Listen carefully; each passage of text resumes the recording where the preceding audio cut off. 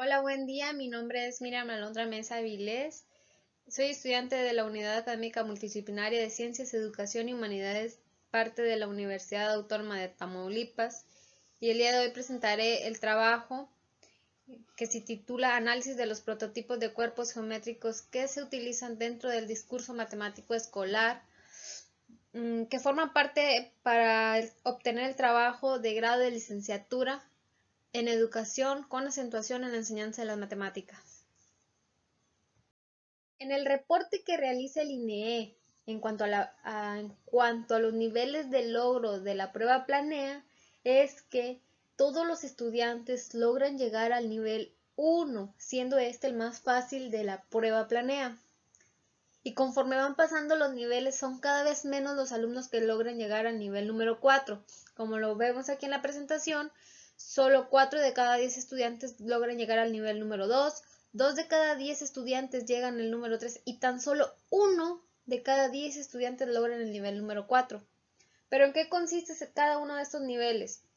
Los niveles de logro solo están centrados en el eje temático, forma, espacio y medida. En el nivel 1 se pretende que el alumno resuelva problemas que impliquen comparar el volumen de cilindros de manera visual. En el nivel 2, el alumno o estudiante reconoce el desarrollo plano de cilindros y de las secciones que se generan al cortar un cono, además de calcular el volumen de prismas rectos.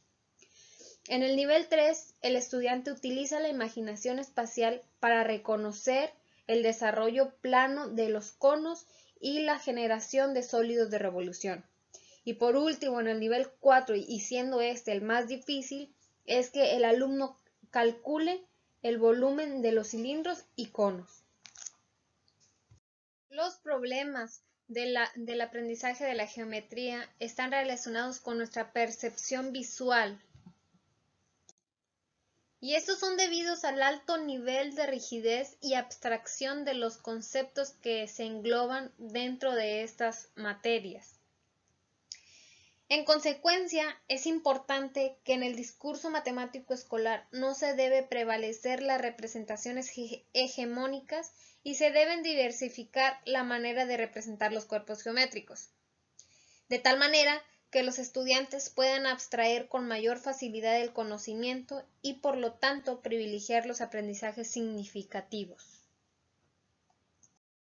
De acuerdo con un reporte de la OCDE del 2016, el rendimiento de las matemáticas de los estudiantes ha incrementado en todas las áreas contenidas en las matemáticas en el año del 2003 al 2012, con excepción de espacio y forma, que requiere conocimientos en geometría e incluyen algunos ejercicios más difíciles de PISA.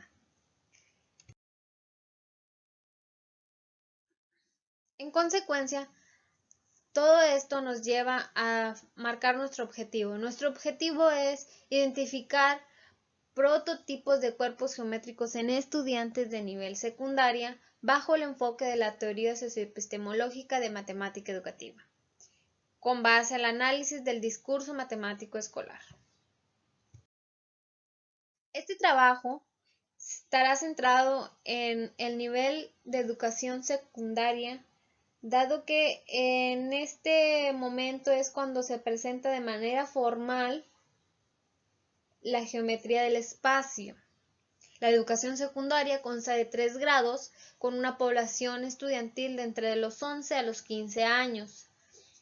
El nivel educativo en México consta de 3 modalidades o servicios, que es la general, la técnica y la telesecundaria. Como primer momento, se realizó una descripción de los distintos cuerpos geométricos en 3 maneras distintas. ¿De cuáles cuerpos geométricos? Trabajamos el cubo, el cilindro, el cono, la pirámide, la esfera, el prisma. Las distintas maneras que trabajamos fue la primera en relación a la altura con la base, siguiendo la posición en que éste se representa y por último, si se presenta alguna fracción de alguno de estos cuerpos. Aquí lo tenemos. Veamos los ejemplos. Ese primer ejemplo es la relación que existe de la altura con el diámetro. Aquí vemos que en el espacio A hay un cilindro con el mismo diámetro a la misma altura, más o menos ahí son parecidas la altura y el diámetro. En el B vemos que la altura es mucho más pequeña que el diámetro, es más amplio el diámetro. En cambio, en el inciso C podemos notar que el diámetro es más pequeño que la altura, ya es como más largo el cilindro. Esto es la relación de la altura con la base. En este segundo ejemplo, hablamos respecto a la posición en que se presentan los cuerpos geométricos normalmente. En el inciso A vemos el cilindro de manera vertical. En el inciso B vemos al cilindro de manera horizontal. Y en el inciso C vemos una ligera inclinación, sin llegar a los 90 grados, sin llegar a 0. Esto es la posición en que éste puede representarse. Y por último, vemos si hay alguna fracción de dicho cuerpo geométrico, como vemos ahorita en el caso del A es un cilindro completo, en el caso del B es un cilindro ovículo y en el caso del C es un cilindro fraccionario partido por la mitad, digamos. Es la fracción de estos cuerpos. Con base al análisis anterior de todos los cuerpos geométricos ya mencionados, se construyó más bien una matriz que sirvió para el análisis cuantitativo de los cuerpos geométricos que se encontraron dentro de los libros de texto de nivel básico secundario avalados por la SEP, esto en un periodo del 2019 al 2020. Se trabajaron con 83 libros, de los cuales 17 fueron de primer grado, 31 de segundo grado y 35 de tercer grado. De acuerdo con los datos obtenidos con la matriz de análisis, vemos que en la totalidad de los libros que avala la SEP para el primer grado existen prismas presentados de manera vertical y tan solo el 47% de los libros presentan prismas horizontales. Es menos de la mitad contra la totalidad de libros. También vemos que los prismas con la altura mayor a la base se presentan en el 94% de los libros. Ahí es donde podemos describir o decir que estos son posibles candidatos a ser prototipos.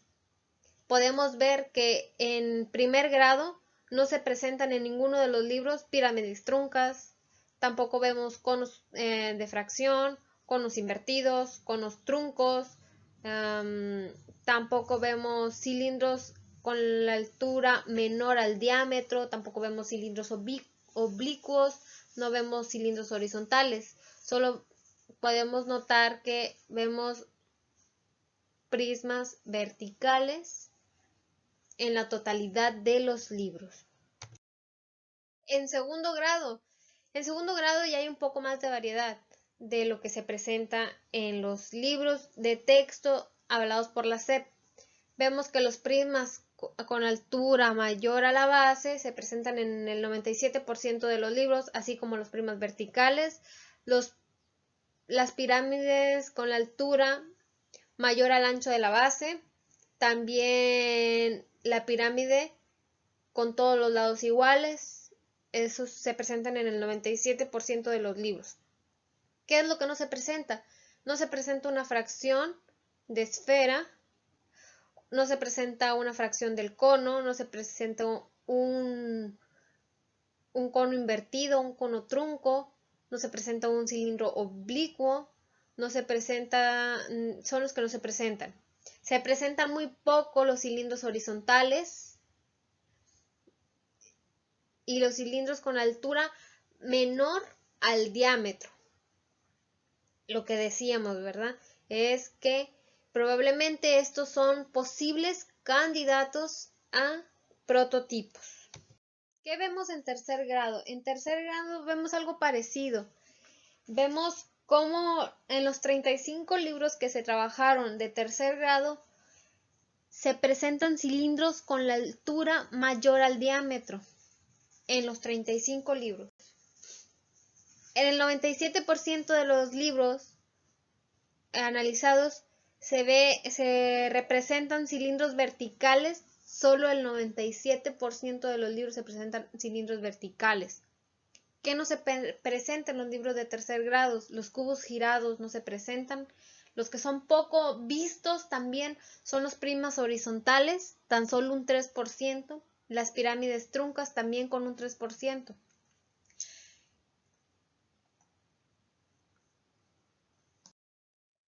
Por último y como conclusión, hasta el momento solo hemos identificado los posibles prototipos. Gracias a la matriz de análisis realizada anteriormente en cuanto a los 83 libros de secundaria en el periodo del 2019 al 2020. Hace falta realizar un análisis de los prototipos en estudiantes para hacer notar y darnos cuenta de cuáles son los verdaderos prototipos. Hasta aquí sería todo. Solo me queda agradecer al maestro en ciencias, Moisés Miguel Ricardo Aguilar, que es el director de tesis de este trabajo.